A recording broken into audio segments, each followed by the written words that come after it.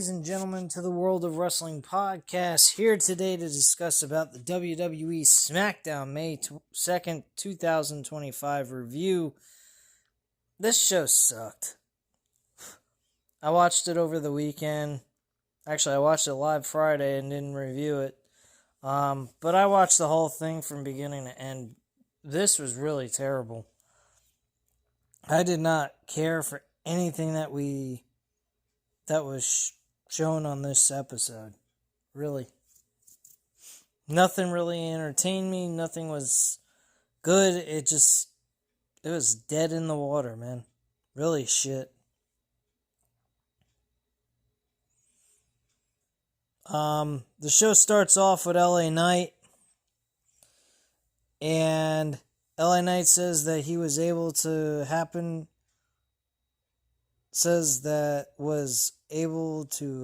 because of Damian Priest when he got spiked by Solo Sikoa. Hold on. So, actually, it starts off, he gets in the ring with the fans chanting LA Knight, and he tells them, "Let me talk to you." He mentions how he said he wanted a rematch for the U.S. Championship. Instead, he got told he will have a number one contenders match for it. He says he deserves his rematch, but he had his match and didn't go his way because Solo Sikoa came out and gave him the Samoan spike. After that, Jacob Fatu came out, dropped moonsaults, and LA Knight says that was able to happen because of Damian Priest. He says he has no problem with Priest, but he knows what Priest was doing. As he is talking, out comes Damian Priest. Tells LA Knight that LA Knight is right, but last week was all about Drew McIntyre, and all he wanted to do was shut him up. LA Knight tells him he understands that, but he picked the wrong time, and the bell rang last week because of him. Priest disagrees and tells him that Solo hit him last week, and all he did was save him from getting hit with a Claymore kick. LA Knight tells him just because Priest got hit with a Claymore and got pinned doesn't mean it was going to happen to him. Priest tells him this whole situation is because LA Knight lost his title at WrestleMania. LA Knight says he lost, he gets it, but as soon as he lost it, he came back and fought for it. But he's not fighting for his title right now because of Priest. Can't say that any clearer. Priest tells him that LA Knight's frustrations are LA Knight's fault. If his head wasn't up his ass at WrestleMania, he'd still be the champion. LA Knight tells him they don't have a problem, but if he keeps talking like that, he will put his foot up his ass. And Priest tells him their match is later tonight, but he doesn't see why they have to wait. LA Knight sit with a trademark, yeah, and out comes a referee. So we get Damian Priest LA Knight match. Match wasn't terrible by any means. Match ended by disqualification. Referee threw out the match because Solo throws Priest into a barricade and they attack. Solo gets into the ring and begins hitting LA Knight with the hands. He goes for the Samoan spike, but Priest hits him with a right hand, and LA Knight hits Solo with the BFT. Priest and LA Knight are face-to-face in the ring, and they look at Solo to the outside. Priest goes to the outside of the ring and clears the announce desk. LA Knight kicks Solo to the outside, and Priest goes for a chokeslam. But Jacob Fatu gets in the ring, and he lands a suicide dive onto Priest. LA Knight to the outside, but Fatu with a Samoan slam onto the announce desk, and Fatu with a running hip attack on Priest into the barricade. Fatu and Solo stand on the ring steps celebrating at the end of the segment. Fraxium and Pretty Deadly had a backstage interaction. So we cut to the announce team and they narrate over highlights of last week's win of Fraxium. We cut to Byron backstage with Fraxium, and they talk about how they flipped the tag team division upside down on NXT, and they will do the same on SmackDown. Pretty Deadly show up, who tell Byron to leave. They tell Fraxium that SmackDown is home of the best and the hungriest tag teams. Yeah, sure. They tell Fraxium that opportunities are earned, not given. They spoke to Uncle Nick Aldis, find out just how good Fraxium are, and they leave as Pretty Deadly's music hits. Next, we get Pretty Deadly versus Fraxium. Fraxium ends up beating Pretty Deadly. Okay match, I guess you could say. Nothing too extraordinary about it. Fraxium has been pretty good. They've had 2 back-to-back matches that went over well, in my opinion. But the SmackDown tag team division, as well as the Raw tag team division, is absolutely terrible. They're fucking garbage beyond belief. There's like only 3 or 4 tag teams on SmackDown that's really focused on. And Raw doesn't have but maybe 3. The New Day, War Raiders, and the fucking Judgment Day at this point. That's it. That's all we got. That's the tag teams focused on in this promotion. 7 tag teams. Sorry about that, guys.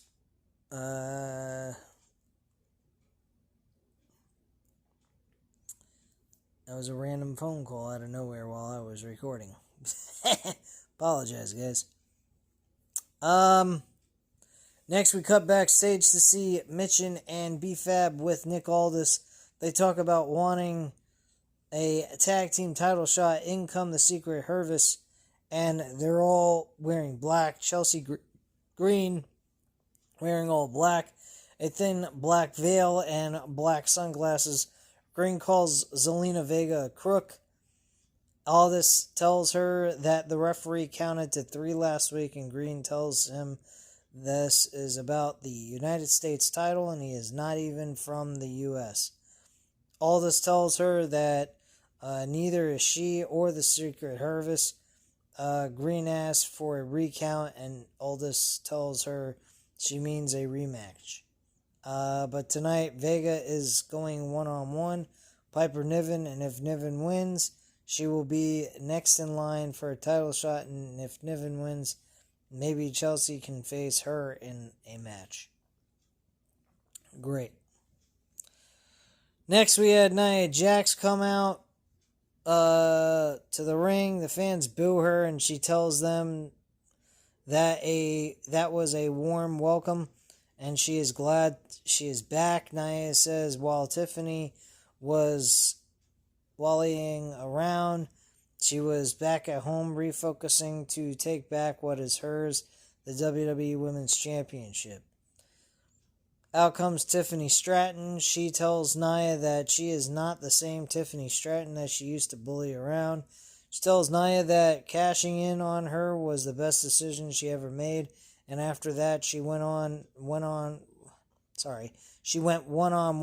against one of the greatest of all time, Charlotte Flair, which is a bunch of bullshit. And if she and Nia ever locked up again, she would beat her too. Nia asks her if she is offering her a rematch, and Tiffany tells her no. The fans chant Tiffy time, and she tells Nia that she doesn't make the matches around here, but she won't shy down from a fight, and she would defend her title against her anytime, anywhere. Naomi's music hits, and out she comes. She says it's funny to see them both fighting each other when she was trying to get the women's championship from Nia, Tiffany Stratton was always there to stop her from winning the title.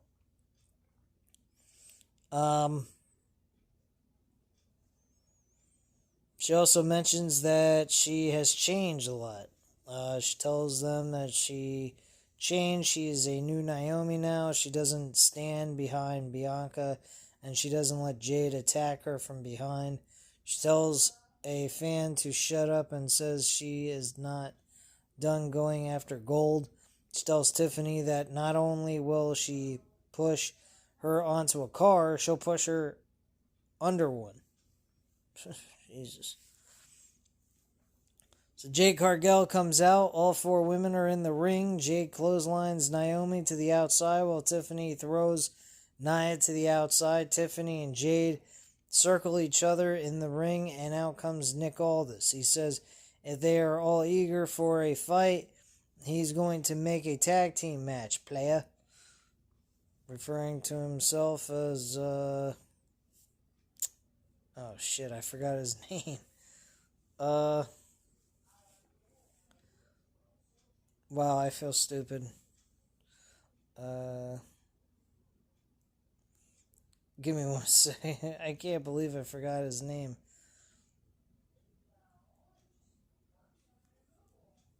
Teddy Long, excuse me. Yeah, Teddy Long. So yeah, it was Teddy Long that they were referring to in that one. So it's a match between the 4 of them, Jade Cargill and Tiffany Stratton against Naomi and Nia Jax. Next we had Aleister Black and The Miz going one-on-one in a match I didn't think was terrible. I think it was a little long for it to be a debut match for Aleister Black against The Miz. Miz got some offense in there as well. So I've watched some people's reviews, and they have all said they didn't think that Miz should even put much offense into this match. He should have been taking most of the punishment. I don't know if I entirely agree with that, but at the same time, I mean, The Miz is not where he used to be. He's on a different level, very lower level than what he used to be, honestly. So, yeah, I didn't think much of it. It wasn't terrible, though. I thought it was fair, honestly. I don't think any of the matches were terrible. This show just dragged on. The pace of it, the flow of the entire show just felt it just dreaded. It just dragged. It didn't feel like the normal flow that we generally get from some WWE shows. Some WWE shows are better than others. This one, this past Friday, was just horrendous. So Carmelo Hayes slides into the ring, but Black turns around and sits across from Hayes. Both men get to their feet and are face to face as Hayes leaves the ring. Rey Fenix and Santos Escobar are backstage. Escobar tells him his match at WrestleMania was a true abundance of disappointment. He embarrassed them all. Rey Mysterio himself picked Phoenix to take his place at WrestleMania, and he blew it. And now the self-appointment greatest luchador of all time is out of the picture. And this time, hopefully forever. Escobar says someone will have to take his place, and that person has always been him. If Phoenix knows what is best for him, he'll listen to what he has to say. Phoenix tells him to shut up and stay out of his business. He says there is only one luchador in the world that he trusts, and it's not Escobar, and if he has a problem with that, he will see him in the ring tonight. Zelina Vega, Piper Niven. Zelina Vega ends up winning this match. Don't fucking care about it. Didn't hardly pay attention to it. Next, we cut backstage, and Nick Aldis is talking to Solo Sikoa and Jacob Fatu. He tells them that the match is now going to be a triple threat match between LA Knight, Damian Priest, and Jacob Fatu. Solo Sikoa says, well, wait, isn't Drew McIntyre supposed to be the number one contender here, and he's supposed to face him one-on-one? And Nick Aldis goes ahead and he goes, you know what, you're right, I forgot about that. You now turn this into a fatal four-way match. Drew McIntyre was added to the match, so it's Drew McIntyre, Damian Priest, LA Knight, and Jacob Fatu. So those are the 4 men that are in the match. Drew McIntyre, Damian Priest, LA Knight, and Jacob Fatu. Those are the 4 that are in this matchup that will be taking place at Backlash. I think Jacob Fatu should retain. I don't see that there should be any screwing around here. And I see that Jacob Fatu is going to win that match without question.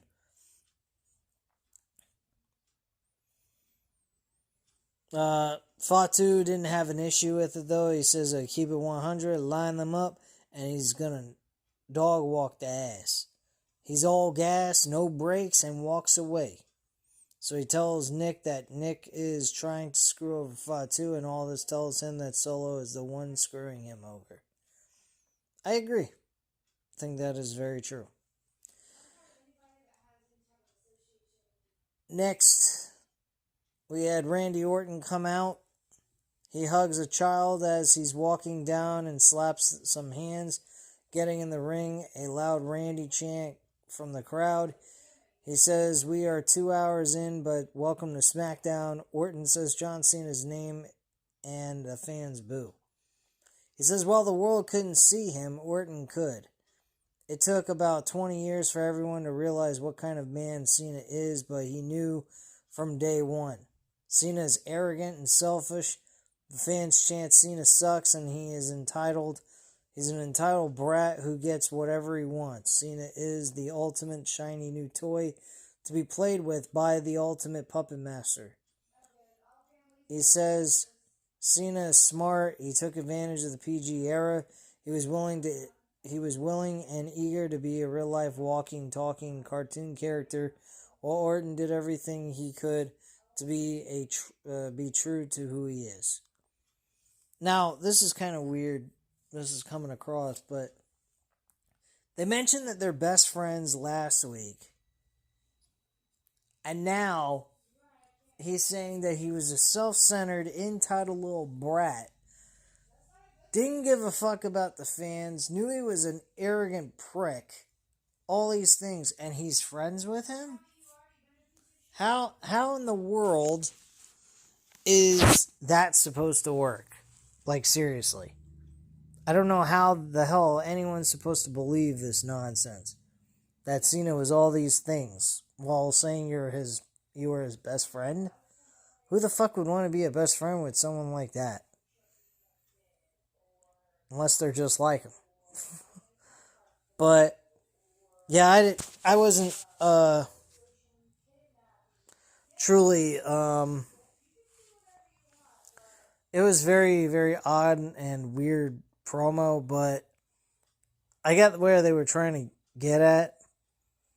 They were trying to make John Cena a bigger heel than he already was. And that's pretty much the direction they're trying to go with that. Excuse me, guys, for a minute. My wife is talking on her phone to a family member, so I'm sitting further away so you guys can't hear that.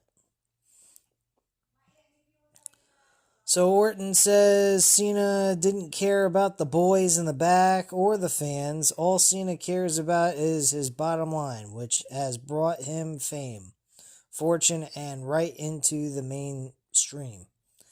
It has enabled Cena that every single month he has a brand new colored t-shirt, armband, wristband, sneakers, dog tags, and towels on the merchandise stands. He wants to make sure that the fans love him even more than they already do. But speaking of kids, last week Cena said that the reason why he never had kids, raised a family himself, is because he was busy raising all the kids in the audience. Orton says the only thing Cena has raised is the price of his merchandise, which the actual parents have to work double in order to afford. He says selling your soul is not a new concept. Cena has been doing it for 20 years. So he mentions about selling your soul. He brings up about how the merchandise on WWE products have gone up a lot.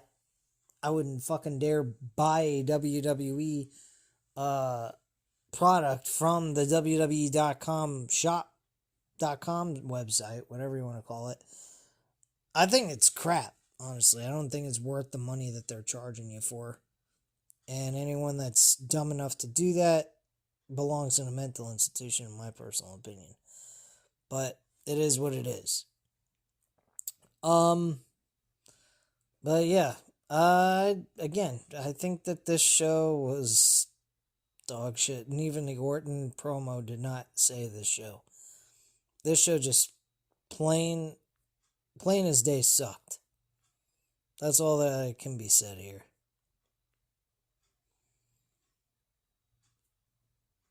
But,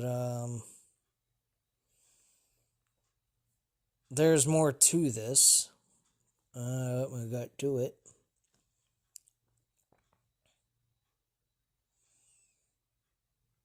But yeah, he brings up about the whole selling your soul idea into play here in this promo. So that has been brought to the table once again. He continues on saying hustle, loyalty, and respect. He says he will give him the hustle all day. But the loyalty, the respect, what happened to the loyalty and respect? He's asking because last week Cena stood in the ring and said he was going to erase the Orton name from the history books. That he was going to erase everything his family did in the industry. He will not over his dead body. Cena is not the last real champion. He's the latest champion that he has to put down. And at Backlash in his hometown, in front of his wife and kids, he is going to punt kick him so hard in the Lego-shaped head right off his shoulders and through the gateway arch, but not before he drops Cena with the 3 most dangerous letters in sports entertainment, the RKO. Orton's music hits, he drops the microphone and poses to the crowd on the second rope. And that's that. Naomi and Nia Jax. We cut backstage and Naomi is getting ready for her match.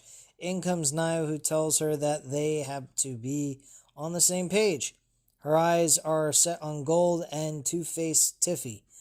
As long as Naomi stays out of her way, they'll be good, Naomi tells her, and walks away with Nia looking confused. How nice. Randy Orton's walking backstage and he is stopped by R-Truth. He tells Orton that his childhood hero John Cena is going to beat Randy Orton. And in comes Jimmy, who tells Orton he knows how R-Truth gets down. Orton leaves and Jimmy tells R-Truth to stop. If he keeps talking, Orton will knock his head off his shoulders. R-Truth says Cena told me that, and Cena also told me he's the last real champion, and Cena would not lie to him. Whatever, man. Whatever with this crazy shit. That was kind of funny, though. I kind of hope that they make he was more serious in that segment, by the way. I hope that R-Truth ends up getting tied up with John Cena. I think that would do some wonders for his career. It might push him out of this weirded out situation with his character. I think it's overplayed and it's done. It's not necessary anymore. They need to give R-Truth something or just take him off television. Next we had Santos Escobar versus Rey Fenix. Didn't even care for this match all that much. Rey Fenix wins, obviously. We cut to Tiffany Stratton, Jade Cargill. In comes Byron, who asks them both about their match. Tiffany says she gets it. If she was Nia, she wouldn't want to be with her either. And as for Jade, as long as she stays out of her way, they won't have a problem. Jade tells Tiffany to stay out of her business because she did not get enough of Naomi. Jade says she spoke with Nick Aldis and he told her that she will face Naomi next week on Smackdown for a number 1 contenders match. Great. Santos Escobar is backstage with Berto and Angel. He is angry at them for them not helping him out during his match. In comes Andrade, and he tells Santos that he knows that Santos doesn't care about Angel and Berto. Andrade says that he doesn't like Santos. He says that Santos always talks about elegancy, respect, and honor, but what he has is a legacy of with the Garzas. He doesn't have respect or honor. Santos grabs Angel and they leave. Angel stares at Andrade and Andrade smiles. Escobar comes back and grabs Berto as well. Next, we get a highlight package of the TLC match that took place last week for the tag team titles, which was really a fun, entertaining main event for SmackDown. Very enjoyable content right there. If you haven't seen it, go back and watch it. You have a fucking blast watching that match. Main event, we had Tiffany Stratton, Jade Cargill versus Naomi and Nia Jax. Again, I didn't care for this shit. Tiffany Stratton and Jade Cargill end up winning. After the match was over, Tiffany and Jade celebrate in the ring. The referee grabs the women's championship, and as he goes to hand it to Tiffany, Jade grabs it, puts it on her shoulders. Tiffany asks for it, and as Jade goes to hand it to her, she doesn't let go of the title. In comes Naomi, who hits Jade from behind and hits her with Kiss Defeat. And Naomi raises the women's championship, the women's title in the air as SmackDown goes off the air. That was interesting, and I hope Naomi is the one that picks up the W here for the women's championship. After Tiffany Stratton. So I hope that's what occurs there. Naomi picks up a W and gets the women's championship within this year and is the next champion in line. I really think they should have had Naomi go over Jade Cargill, though, during WrestleMania, but that wasn't to be. For whatever reason, they didn't book her to win that match, so that was a little disappointing. Again, this show is bland as shit. Nothing too exciting occurred, and it is what it is. But anyway, guys, at this time, you know what to do. Hit the like button if you like this video. Hit the subscribe button if you're not already subscribed to the channel. And leave a comment down below. I'll definitely get back to you on that. Thank you guys very much for watching, and have a great night, guys. Bye.